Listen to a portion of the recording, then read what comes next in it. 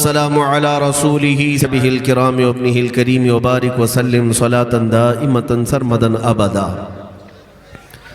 میں گفتگو کے آغاز سے پہلے اپنے دل کی گہرائیوں کے ساتھ ان عزیز بچوں اور جوانوں کا شکر گزار ہوں، اور قسم رب ذوالجلال کی، آپ کی محبتوں کا میں کوئی بدلہ دے ہی نہیں سکتا۔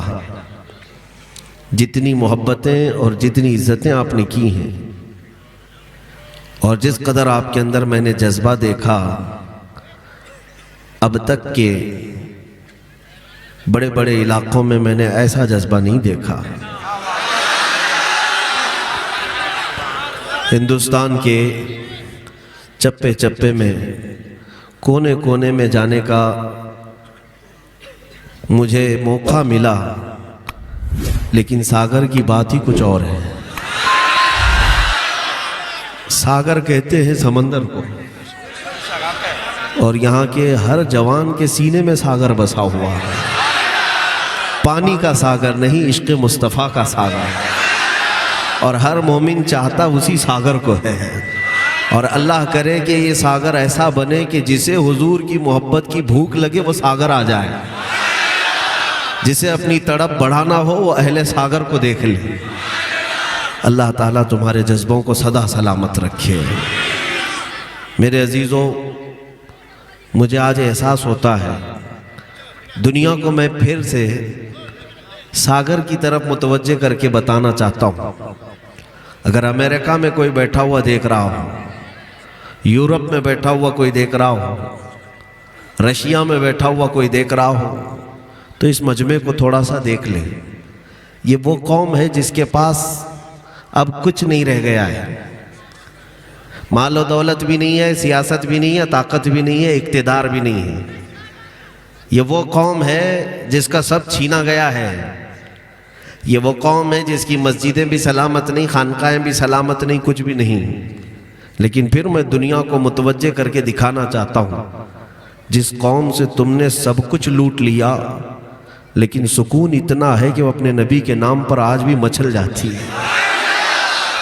خرید کے لا کر دکھاؤ ایسا سکون، خرید کر لا کے دکھاؤ ایسا سکون۔ بڑی بڑی کمپنیوں میں بیٹھنے والے میرے ایک ایسے نوجوان بچے کے دل کی دھڑکنیں نہیں لا سکیں گے۔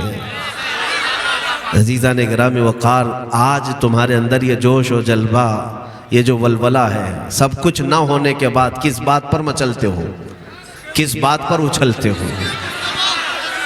حق بات ہے میرے عزیزو۔ اب احساس میں تمہیں دلانا چاہتا ہوں، کوئی اگر تمہیں ٹونٹ مارتا ہے، تانا مارتا ہے کہ تم بیکورڈ ہو، پسماندہ ہو، اسے ہنس کر کہہ دینا ساری دنیا تیرے پاس، مصطفیٰ کی ذات میرے پاس، رسول اللہ کی ذات ہمارے ساتھ۔ اور اسی لیے تو ہم اپنی نمازوں کے بعد ادب سے کہتے بھی ہیں، ہم غریبوں کے آقا پہ بے حد زندہ باد زندہ باد۔ ہاں، ہمارے امام نے سکھایا کیسے ہے، یہ نہیں کہا ہم امیروں کے آقا پر، وہ غریبوں کا آقا ہے۔ ہم غریبوں کے آقا پہ بے حد درود، ہم فقیروں کی ثروت پہ لاکھوں سلام۔ یا رسول اللہ، ہمارے پاس آپ کے علاوہ کوئی دولت ہے ہی نہیں۔ ہم غریبوں کا آقا کون ہے؟ مدینے کا تاجدار۔ اور دیکھیں تو ہم غریبوں کا آقا جو غریبوں سے پیار کرتا ہے، ہندوستان والوں کو اگر کچھ بھیجنا بھی ہوا تو غریب نواز ہی بھیجا۔ غریبوں کے آقا نے ہمیں بھیجا بھی کیا ہے؟ دولت، غریب نواز ہی بھیجا ہے۔ زندہ باد زندہ باد۔ میرے عزیزوں، اب میں یہ کہنا چاہتا ہوں کہ زیادہ کی ہوڑ میں مت رہو، غریب رہو، اسی میں سکون ہے، اسی میں بڑی دولت ہے۔ اور ایک بات میں آپ کو بتا دوں، پوری دنیا کو امیروں سے انقلاب نہیں آتا، غریبوں سے انقلاب آتا ہے۔ اس لیے کہ امیروں کے پاس ہوس ہوتی ہے اور غریبوں کے پاس دل ہوتا ہے، اور دل جب مچل جاتا ہے تو بڑی بڑی زمینوں کو پلٹ کر کے بھی رکھتا ہے۔ انشاءاللہ العزیز مجھے امید ہے کہ اس سرزمین سے ایک نیا انقلاب آئے گا، اس لیے کہ میں اپنی قیام گاہ سے نکل کر اس جلسے گاہ تک آیا تو پورے راستے بھر مجھے کوئی بوڑھا نظر نہیں آیا۔ حالانکہ ساگر میں بوڑھے لوگ بھی تو ہوں گے، ہیں، لیکن جب عشق مصطفیٰ کی گرمی آتی ہے نا تو ہر بوڑھا بھی جوان نظر آتا ہے. اور یہ حق بات ہے کہ محمد کے غلاموں میں بڑھاپا الحمدللہ. یہ جوانی تمہاری سدا سلامت رہے. ساگر میں اتنے جوان آئے کہاں سے؟ میرے عزیزوں، ہمارے ساتھی مولانا کہہ رہے تھے کہ یہاں پر الیکشن کیمپیننگ کے لیے پیسے دے دے کر کے جمع کرنا پڑتا ہے لوگوں کو. 200 روپے 500 روپے، جھنڈے بھی دینا پڑتا ہے، ربن بھی دینا پڑتا ہے، پھر بھی کرسیاں خالی ہو جاتی ہیں. میرے عزیزوں، یہ مجمع پیسوں پر آیا ہوا نہیں ہے، اور نہ ہی یہاں نان کھٹائی اور نیاز کے لیے آیا ہے. سچ بتاؤں، یہ مجمع لینے کے لیے نہیں، گردن دینے کے لیے آیا ہے. حقیقت ہے یا نہیں نوجوانوں؟ میرے مصطفیٰ کریم صلی اللہ تعالیٰ علیہ وسلم سے جو تمہاری محبت ہے، یہی محبت تمہیں اس میدان میں کھینچ لائی ہے. باقی کوئی چیز نہیں ہے ہمارے پاس، اور کوئی چیز نہیں ہے. ہمارا تو نعرہ کیا ہے؟ ہمارا نہ کمل کا نعرہ ہے نہ پنجے کا نعرہ ہے. ہمارا تو نعرہ یہ ہے، کسی کی جے وجے کیوں پکارے، کسی کی جے وجے کیوں پکارے، کیا غرض ہم کو، ہمیں کافی ہے سید اپنا نعرہ یا رسول اللہ. ہمیں کافی ہے سید اپنا نعرہ یا رسول اللہ. نوجوانوں، آج یہ رات کا سماں اور یہ تمہارا ماحول کچھ اور ہی بتا رہا ہے. اس لیے کہ یہ جو محفلیں ہوتی ہیں یہ پری پلانڈ ہوتی نہیں، اتنے لوگ خرید کر کے لائے جاتے نہیں. یہ سارا جو مجمع جمع ہوتا ہے اور رونق بڑھتی ہے اور تمہارے دلوں میں جو عشق کی گرمی بڑھتی ہے، یہ کیوں ہوتی ہے جانتے ہیں؟ کیوں ہوتی ہے؟ ہوا کا موسم بتا رہا ہے وہ زلف اپنی لہرا رہے ہیں. سبحان اللہ. یہ موسم بتا رہا ہے. میرے دل سے اگر پوچھو تو میں کہوں گا ہوا کا موسم بتا رہا ہے وہ زلف اپنی لہرا رہے ہیں. سواری طیبہ سے چل پڑی ہے، حضور تشریف لا رہے ہیں. سبحان اللہ سبحان اللہ. بہت ہاں، یہ ماحول ہوتا ہے. حضور کی یاد میں، میرے مصطفیٰ کریم کی محبت میں یہ رونق بڑھ جاتی ہے، یہ زینت بڑھ جاتی ہے. آؤ آج سنیں گے بھی تو میرے مصطفیٰ کی بارگاہ میں کچھ سنیں گے. اس لیے کہ ہم غلاموں کا حال یہی ہے کہ ہم جئیں گے تو میرے نبی کی محبت میں جئیں گے، اور دنیا سے جائیں گے بھی تو اس نبی پاک کے قدموں پہ قربان ہو کے جائیں گے. بریلی کے امام نے ایک بڑی پیاری بات کہی تھی. تم سب کے پاس دل ہے نا؟ ایک ہے یا دو ہے؟ کسی کے پاس دو دل نہیں ہے. قرآن میں اللہ نے فرمایا کسی بھی آدمی کو اللہ نے دو دل نہیں دیے، ایک ہی دل. اور یہ دل ہے کیا چیز؟ گوشت کا ایک ٹکڑا ہے، خون کا لوتڑا ہے، یا چربی جمع ہوا کوئی چھیتڑا ہے؟ کیا ہے یہ دل؟ دل کی تعریف اگر پوچھو تو بریلی کے امام احمد رضا فاضل بریلوی سے پوچھو، دل کسے کہتے ہیں؟ دل کسے کہتے ہیں؟ سب کے سینے میں ہے، لیکن ایک بات یاد رکھنا، سب کو دل نہیں کہا جاتا. تمہارے سینے میں دھڑکنے والی چیز جو گوشت کا ٹکڑا ہے، اس سب کو دل نہیں کہا جاتا. امام اہل سنت فاضل بریلوی کہتے ہیں دل ہے وہ دل جو تیری یاد سے معمور رہا. سبحان اللہ. بس دل اسے کہتے ہیں جو رسول پاک کی محبت سے بھرا ہوا ہے. اور بلے شاہ میاں رحمت اللہ تعالیٰ علیہ فرماتے ہیں جس دل میں ان کی محبت نہیں، اس دل میں کتے بستے ہیں، اس دل میں کتے رہتے ہیں. ظاہر سی بات ہے، دنیا کی محبت کتوں کی محبت ہے. اور اعلیٰ حضرت فرماتے ہیں پھر سر کیا چیز ہے؟ ویسے تو دیکھو تو دو کندھوں کے اوپر کدو کی نما ایک ٹکڑا ہے. کچھ لوگوں کے لیے کندھوں کا بوجھ ہے اور کچھ بھی نہیں ہے، لیکن جو سر ہے حقیقت میں، وہ بریلی کے امام کہتے ہیں سر ہے وہ سر جو تیرے نام پہ قربان گیا. دل ہے وہ دل جو تیری یاد سے معمور رہا. سر ہے وہ سر جو تیرے نام پہ قربان گیا. اے سنی مسلمانوں، تمہارے پاس اگر دل ہے تو ان کی یاد میں دھڑکنے والا ہونا چاہیے. اگر سر ہے تو اس مصطفیٰ کے نام پہ قربان ہونے والا ہونا چاہیے. سر جھکا لو اس نبی پاک صلی اللہ تعالیٰ علیہ وسلم کی اطاعت پر، اللہ تبارک و تعالیٰ کی عبادت پر. جو نبی پاک صلی اللہ تعالیٰ علیہ وسلم حکم فرما دے اس پر سر جھکا دینا، اسی کو اصل میں سر کہتے ہیں. ورنہ یہ ایک ٹکڑا ہے، وہ کندھوں کا بوجھ ہے. اور ہم غلاموں کے لیے قرآن کیا کہتا ہے؟ اللہ تعالیٰ فرماتا ہے النبی اولا بالمؤمنین من انفسہم، اے مومنو نبی تمہارے سے تمہاری جانوں سے زیادہ قریب ہے، تمہاری جانوں سے زیادہ قریب ہے۔ کبھی محسوس کیا اپنے نبی کو اتنا قریب؟ تم اگر چاہو گے تو محسوس کرو گے تمہارے نبی بہت قریب ہے، اور سب سے زیادہ مستحق محبت کا دنیا میں کوئی ہے اللہ کے بعد اس کے رسول صلی اللہ تعالیٰ علیہ وسلم۔ حضور پاک صلی اللہ تعالیٰ علیہ وسلم اس مخلوقات کی دنیا میں سب سے زیادہ محبت کے مستحق ہیں، اور ان سے اگر محبت کی بجائے کوئی دوسری محبتیں وہ پالنے لگتا ہے تو پھر بات یہی آتی ہے، ادھر سے ایک بار منہ پھیر لیا تو اللہ تعالیٰ ہر ایک کے قدموں میں تمہیں ڈال دے گا، پھر اس کی بھی جی حضوری کرو، اس کی بھی اٹھاؤ، اس کی چاپلوسی میں لگے رہو، اس کی چاپلوسی میں لگے رہو۔ کیا ضرورت ہے؟ ایک بارگاہ کے ہو کر رہ جاتے تو مولا ہر دربار سے تمہیں آزاد کر دیتا، کہیں نہ بھیک مانگنے کی نوبت آتی، نہ سر جھکانے کی نوبت آتی، بس اس مصطفیٰ کریم کے دربار کی طرف ہو جاتے۔ مجھے آج اس محفل پاک میں لمبی چوڑی تقریریں کرنے کا قائل بھی نہیں، میں خطیب بھی نہیں ہوں، جو دل میں گزرتا ہے وہ عرض کر دیتا ہوں۔ کل کی رات ہم گوالیار میں تھے، شادی کی تقریب میں تھے، اور نکاح کی تقریب میں جو نکاح کی سنتیں ہو سکتی ہیں، حضور پاک کے صحابہ نے کیسے نکاح کیا، کتنی سادگی سے کیا، کتنا جہیز انہوں نے مانگا، یا کس طرح لڑکیوں پر کوئی ظلم کیا، معاذ اللہ رب العالمین، یہ تمام چیزیں کبھی نہیں ہوئی صحابہ کی زندگی میں۔ یہ میں بیان کر رہا تھا، تقریباً 1 گھنٹہ گفتگو کیا ہوگا۔ میرے عزیزوں، آج ہی ایک شخص کا فون آتا ہے، شادی ابھی تقریباً 10 یا 12 دن بچی ہے، اور بڑے گھر میں شادی ہونے والی تھی، جہیز کی لسٹ بھی تیار تھی۔ نوجوان اپنے باپ سے اڑ جاتا ہے، کہتا ہے کہ لڑکی والے دلہن والے 4 پہیے والی گاڑی دینے والے تھے، کار دینے والے تھے، جہیز ساری چیزیں۔ اب وہ اڑ گیا، اپنے باپ سے کہا اب اگر میرا نکاح ہوگا تو صرف سنت مصطفیٰ پر ہوگا، سوائے دلہن کے میرے گھر کچھ نہیں آئے گی۔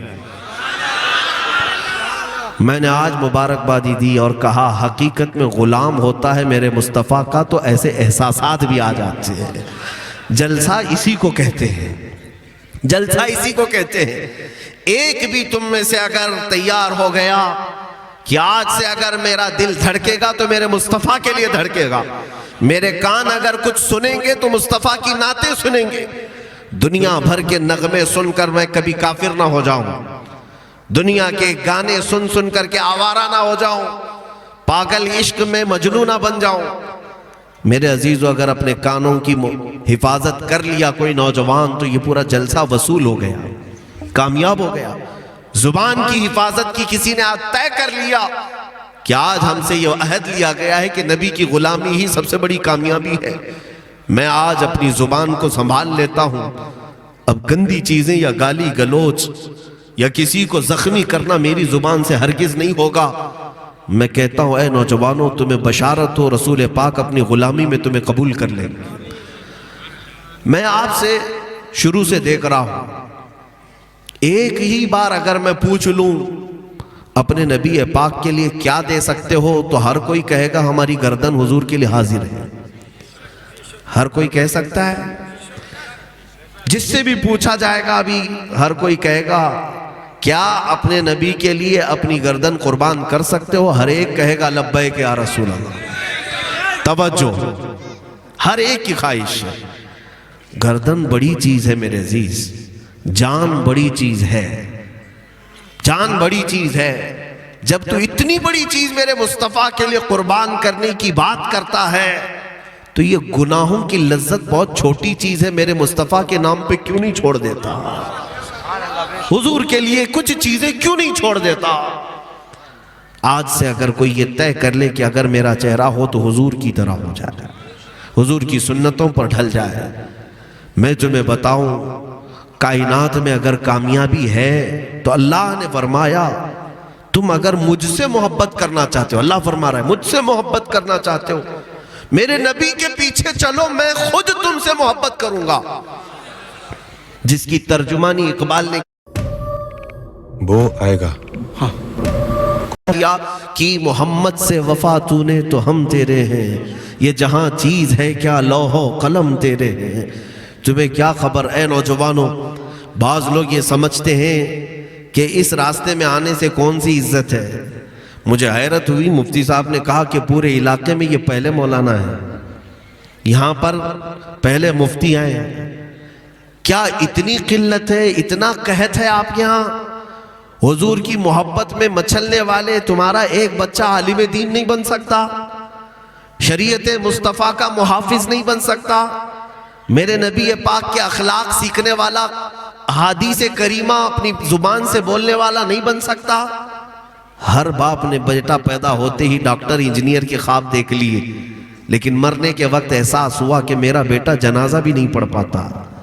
مرنے کے بعد تمہیں پتہ چلے گا کہ تمہاری قبر پر وہ ایک فاتحہ بھی نہیں پڑھ پاتا.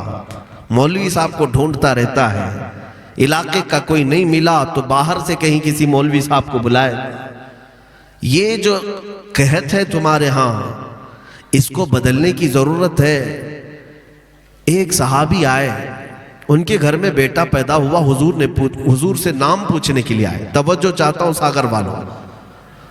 انہوں نے پوچھا کہ کیا نام رکھوں؟ میرے آقا نے فرمایا محمد رکھو. گئے صحابی، محمد رکھا، اور چند سال کے بعد پھر دوسرا بیٹا ہوا. پھر آئے، یا رسول اللہ دوسرا بیٹا ہوا ہے، نام کیا رکھوں؟ میرے آقا نے فرمایا محمد رکھو. انہوں نے دوسرے بیٹے کا نام محمد رکھا. چند سالوں کے بعد تیسرا بیٹا ہوا. اس صحابی نے پھر پوچھا، یا رسول اللہ صلی اللہ علیہ وسلم بیٹے کا نام کیا رکھوں؟ حضور نے فرمایا محمد رکھو. ایک کا نام محمد، دوسرے کا نام محمد، تیسرے کا نام محمد. اس صحابی نے کہا، یا رسول اللہ آلریڈی 2 کا نام ہے، کیا تیسرا بھی رکھوں؟ میرے آقا نے فرمایا، اے میرے عزیز تجھے کیا فرق پڑتا ہے، تیرے ایک گھر میں 3 محمد ہو جائے. سبحان اللہ سبحان اللہ. تیرے ایک گھر میں 3 محمد ہو جائے. اس نام کی برکت اتنی ہے، بزرگوں نے روایت فرمائی قیامت کے دن جب حضور پاک صلی اللہ تعالیٰ علیہ وسلم کو بلایا جائے گا، محمد بن عبداللہ، ہر ایک کا نام لے کر کے بلایا جاتا ہے نا. قیامت کے دن فلاں بن فلاں، فلاں بن فلاں آ جائے. حضور پاک صلی اللہ تعالیٰ علیہ وسلم کو پکارا جائے گا، محمد بن عبداللہ میرے آقا کا نام ہے. لیکن جیسے حضور کو پکارا جائے گا، دنیا میں جتنوں کا نام محمد تھا سب دوڑ کے آئیں گے. سبحان اللہ سبحان اللہ. سب دوڑ کے آئیں گے. فرشتے کہیں گے تم سب کو نہیں بلایا گیا ہے، وہ تو صرف اللہ کے رسول کو بلایا گیا ہے، تم سب ہٹو. رب تبارک و تعالیٰ فرماتا ہے، اے فرشتوں چھوڑ دو انہیں، میرے نبی کے نام پر آئے ہیں تو 7 جنت میں میرے نبی کے ہی جائے. نام میں اتنی برکت ہے میرے عزیزوں، میرے مصطفیٰ کریم کے نام میں. لیکن جب کوئی حضور کا نائب بن جائے کوئی عالم دین تو اس کے لیے کتنی برکت ہے. تمہیں پتا ہے حدیث ہے، اذا مر العالم او المتعلم على قرية فرفع الله العذاب عن قبرها الى 40 يوما. حضور فرماتے ہیں اگر کوئی عالم با عمل یا کوئی طالب علم کسی بستی کے قبرستان سے گزر جائے، اللہ 40 دن کے لیے اس بستی کے قبرستان سے عذاب کو اٹھا لیتا ہے. لیکن تم بناتے کہاں ہو؟ ہر ایک کو ایسا لگتا ہے کہ نہیں بڑا انجینئر بننا چاہیے، ڈاکٹر بننا چاہیے، اور ہوتا یہ ہے کہ ڈاکٹر بھی نہیں بنا، انجینئر بھی نہیں بنا، ڈاکو بنا، کچھ اور ہی بن کر کے نکل گیا. نیت اگر تمہاری صالح ہو بچوں کی تربیت میں، میرے مصطفیٰ کی غلامی میں دینے کی، میرے عزیزوں کیا نبی پاک کے غلاموں نے کائنات کی بلندیوں کو نہیں چھوا؟ کیا وہ ترقیاں نہیں کیے؟